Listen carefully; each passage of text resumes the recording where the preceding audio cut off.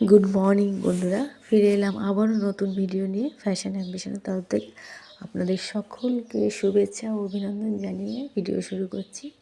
এই দেখুন, আজকে আমি মাটির ভাঁড়ে আলপনা করব। তো এটা করেছি, দেখুন ভিডিওটা সম্পূর্ণ দেখার অনুরোধ রইল।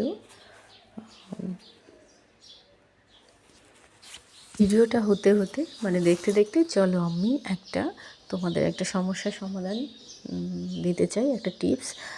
সেটা হলে আমাদের প্রত্যেকেরই হেয়ার ফলিং হলে আমরা কি করতে পারি, বা হেয়ার ফলিং এবং যদি ড্যান্ড্রফ হয় তো সেটাকে রিমুভ কি করে করা যায়।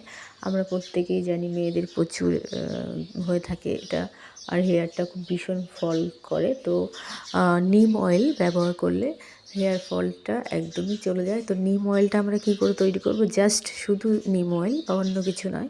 নিম পাতাটাকে ভালো করে মিক্সিতে করে পিষে নিয়ে আমরা কোকোনাট, পিওর একদম কোকোনাট যে শালিমার অয়েলগুলো হয় ওটা দিয়ে ওটার মধ্যে একদম কম আঁচে বসিয়ে ওই মিক্সিতে যে নিম পাতাগুলো ভালো করে পরিষ্কার করে যে পেস্টটা করে নেব, সেটা আস্তে করে ফোটাতে হবে। একদম স্লো ফ্লেভারে থাকবে, স্লো ইয়েতে থাকবে আছে। ওটা আস্তে আস্তে দেখবে একদম পুরো গ্রিন কালার হয়ে যাবে। অয়েলটা যখন মিক্সের পেস্টটা যখন একদম শুকিয়ে যাবে, একদম শুকিয়ে না, যখন তেলটা আর কি অয়েলটা একদম গ্রিন কালার হয়ে যাবে, তখন ভাববে যে হয়ে গেছে ওটা।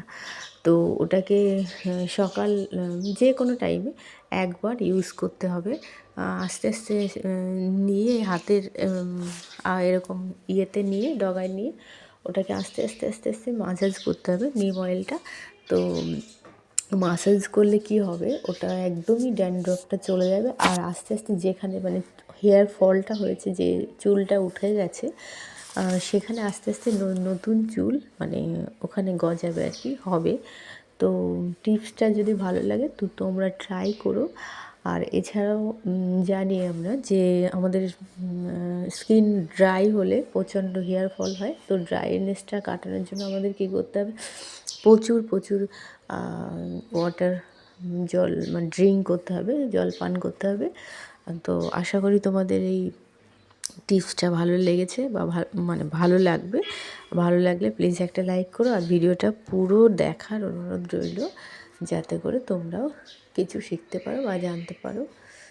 নমস্কার। ভিডিও শেষে একটা কথাই বলবো, তোমরা খুব খুব ভালো থেকো, হ্যাপি থেকো। আর দেখো, এই মাটির ভাঁড়টা পুরনো অনেক, যেহেতু ঘরে ছিল, এটা এখন এগুলো আর কেউ ব্যবহার করে না। তো আমি ভাবলাম এটা ঘরে রয়েছে যখন একটা কিছু করা যাক, সেই কারণে এটা করা। দেখো, তোমরাও চাইলে এইভাবে আস্তে আস্তে সাজিয়ে নিতে পারো। যে কোনো বাড়ির প্রচুর আমাদের জিনিস থাকে যেটা খুব প্রিয় হয়, ফেভারিট হয়, বুঝতেই পারছো। এটা এই মাটির ঘটের সাথে ছোটোবেলার কিছু স্মৃতি জড়িয়ে আছে। তো এটাকে তো আমি ভীষণই ভালোবাসি। আর তোমরাও আশা করি, এখনও দেখা যায় কারোর কারো বাড়িতে যে এখনও এরকম ভাঁড়ে বাচ্চাদের দিয়ে